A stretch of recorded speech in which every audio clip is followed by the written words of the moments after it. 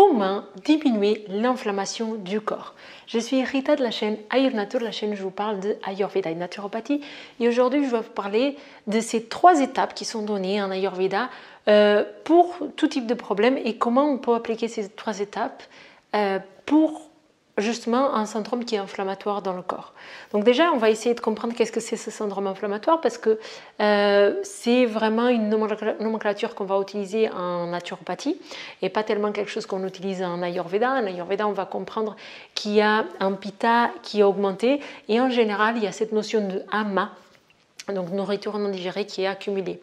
Il y a plusieurs choses qui sont répertoriées comme des causes de syndrome inflammatoire dans le corps, et ça du côté moderne, dans la recherche scientifique moderne. On a par exemple le manque d'oxygène, donc le fait que la personne ne respire pas bien. On a répertorié par exemple les allergies alimentaires, des aliments qui sont pro-inflammatoires, et là dans les choses qui sont listées en général, on va retrouver les produits laitiers, le gluten, le sucre, donc c'est des choses que vous avez probablement déjà entendu parler. On peut y avoir des problèmes au niveau du microbiote. On peut avoir aussi des problèmes de toxines, pas forcément de ama, nourriture non digérée, mais aussi d'autres types de toxines comme par exemple les métaux lourds, des choses qu'on va retrouver, la consommation d'hormones qui vont être dans l'eau du robinet qu'on boit par exemple, qui vont être compris et englobés dans cet ensemble de toxines du corps et qui du coup vont contribuer à ce syndrome inflammatoire. Donc maintenant qu'on comprend qu'est-ce que sont un petit peu les facteurs qui peuvent nous mener à ce syndrome inflammatoire, comment est-ce que ça va se manifester? Donc ça va se manifester de plein de façons différentes. En fait, c'est ça qui se passe avec un syndrome inflammatoire, c'est qu'on va avoir un ensemble de symptômes qui vont nous pointer vers cette direction de que la personne est là un syndrome inflammatoire. Mais les symptômes que la personne elle va ressentir de façon individuelle, ils pourraient appartenir à différents types de problèmes. Donc on va par exemple avoir un manque d'énergie, de la fatigue, une fatigue qui est très présente, qui peut être dans le corps, qui peut être aussi une fatigue, un surménage mental. D'ailleurs, une des sources de syndrome inflammatoire, c'est aussi le stress. Et du coup, la personne, elle va être fatiguée, la personne, elle va être capable de ne pas bien digérer. En général, elle va avoir aussi des problèmes digestifs qui peuvent se manifester sous forme de ballonnement, d'alternance entre constipation et diarrhée par exemple, ou justement une tendance aux diarrhées ou aux selles molles. Elle peut avoir des selles qui sont un petit peu acidulées, on peut avoir aussi une sensation d'acidité au niveau de la digestion, et une grande lourdeur après la digestion par exemple. Et surtout une sensation qu'elle ne peut pas récupérer. Le sommeil n'est pas réparateur, le soir, soit elle a des insomnies, soit elle se réveille plusieurs fois la nuit, ou même si elle ne se réveille pas la nuit, le sommeil n'est pas forcément récupérateur. Et là, on a un ensemble, on commence à tisser un tableau qui est un petit peu monsieur et madame tout le monde, donc c'est un petit peu difficile aussi de diagnostiquer, mais diagnostiqué par le médecin, bien sûr, parce que c'est pas nous qui faisons ce genre de choses, enfin, on ne diagnostique pas, c'est vraiment avec le médecin. Mais il va déterminer que la personne a un syndrome inflammatoire en écartant des potentielles maladies. Donc il va voir si la personne a là par exemple une hypothyroïdie, il va voir s'il y a potentiellement certaines maladies qui peuvent être diagnostiquées avec ce tableau, avec ces symptômes-là. Et sinon, il va faire une analyse de sang où elle peut voir par exemple des facteurs d'inflammation comme la CRP qui va nous indiquer qu'il y a une inflammation dans le corps. Et aujourd'hui, on va retrouver beaucoup ces situations où on a une inflammation qui n'est pas spécifique, qui n'est pas dans une zone en particulier du corps, mais c'est une inflammation généralisée et qui est finalement en lien avec ces habitudes qu'on a, avec les aliments qu'on mange, avec nos habitudes, nos routines de sommeil, nos routines quotidiennes en fait.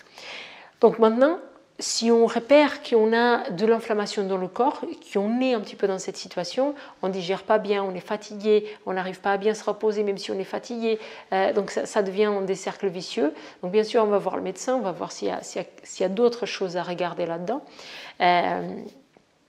Mais si le médecin il ne trouve rien, parce que des fois, ça peut être des maladies qui peuvent être très importantes, donc il faut vraiment voir le médecin.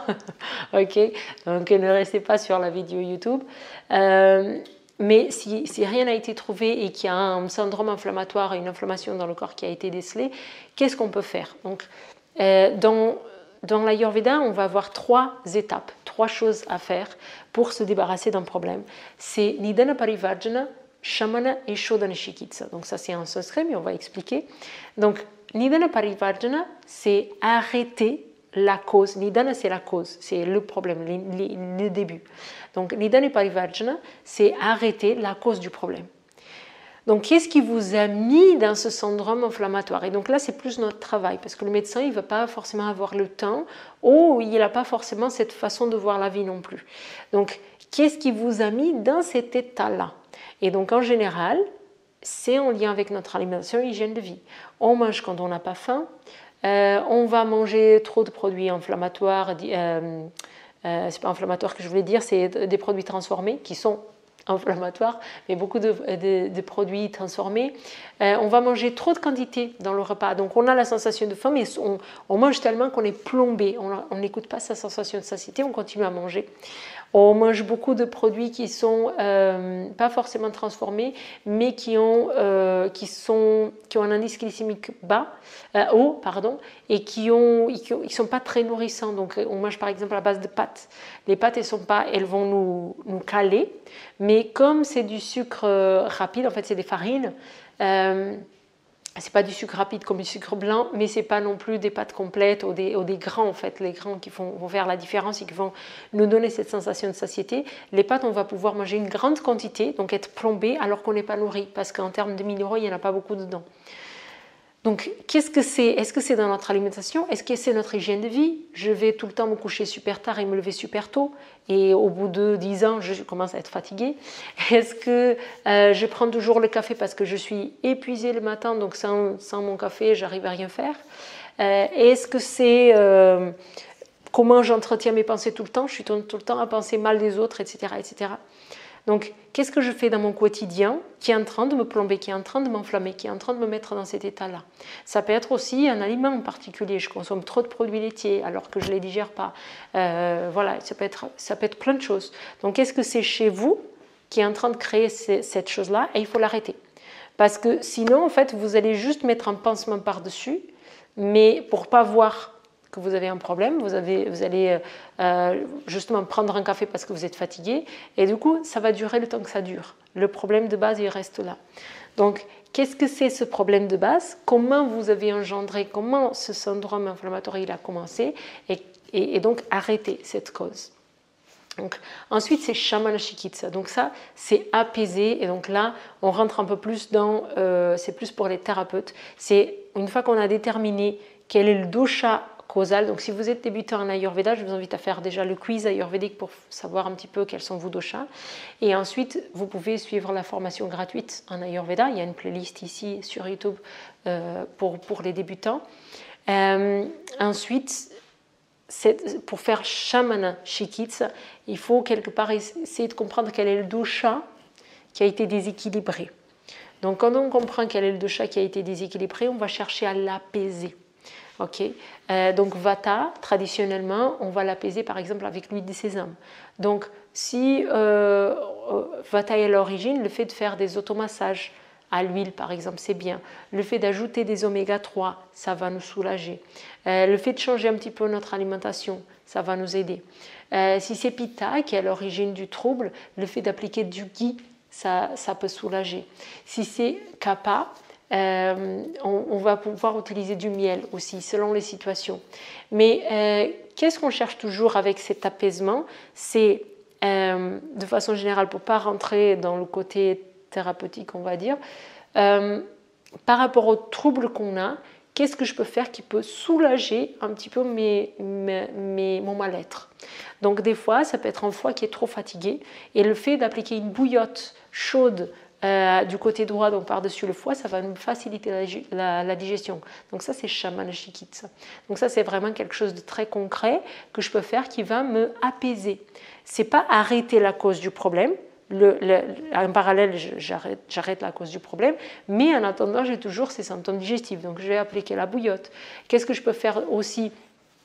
Je peux par exemple faire un dipan, donc croquer un petit peu de gingembre avant chaque repas pour stimuler ma digestion si je vois que je ne digère pas bien. Ça peut être Les automassages, j'en ai parlé. Ça peut être par exemple nettoyer le nez, faire le jalanetti, nettoyer le nez avec de l'eau salée si je vois que j'ai trop de congestion au niveau des sinus par exemple. Tout ça, c'est des choses qui vont permettre d'apaiser. Et donc, comment je vais utiliser mon shaman? Mon shaman Shikitsa, il doit être adapté aux symptômes que j'ai. Donc, tout syndrome inflammatoire, tout type d'inflammation, il ne va pas donner les mêmes types de symptômes. Donc, de quoi je souffre exactement et qu'est-ce que je peux faire pour apaiser, pour faire pansement. Encore une fois, si on fait juste shaman, on va juste apaiser, on va se sentir mieux, mais si on n'arrête pas la cause du problème, ça ne va pas tenir la route sur le long terme. Donc, c'est vraiment important de faire la première étape.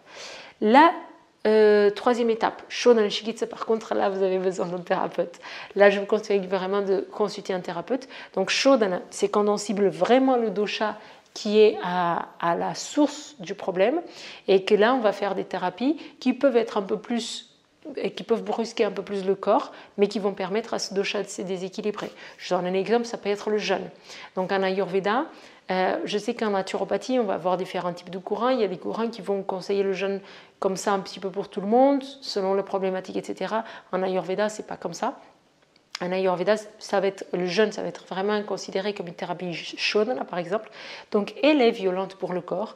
Et elle a des conséquences néfastes aussi. Okay, c'est pas juste du bon.